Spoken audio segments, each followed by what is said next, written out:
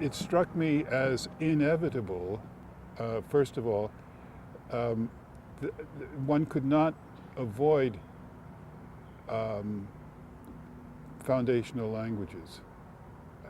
There's no way around this. So I had to know, obviously, whether they would take French.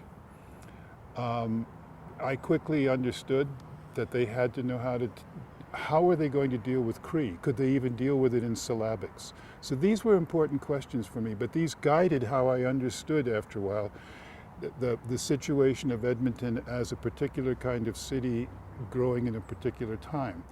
That part was all right. I mean, that's a manageable part for me because it's part of my ordinary thinking. That's more or less the field I'm in. So to understand that Edmonton has been the home of many different cultures was the first thing that occurred to me, and then the rest sort of followed. But the real problem was what followed. How does Edmonton, how is it distinct from Calgary or Saskatoon or Regina? And I guess the first thing that springs to mind is it's a more northern city. It's probably a very large city for where it's located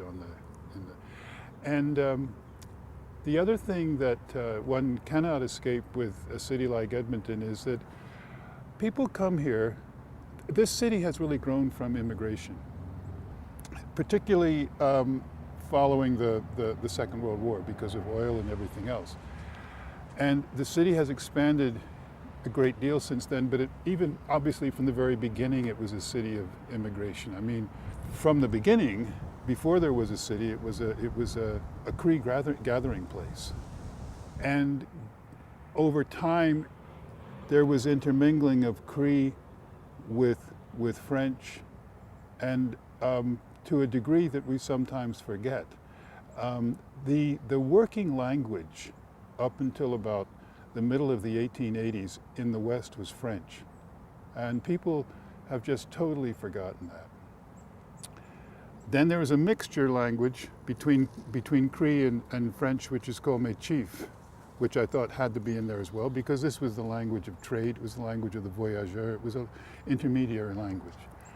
And then I went on from there. But having gotten that far, I began to think, something obviously draws people to Edmonton, and I mix that in with the northern character of the city. There's a recurrent sort of image in this part of the series that talks about the North Star as a kind of polar drawing of the city. So these were all the things that began to take shape.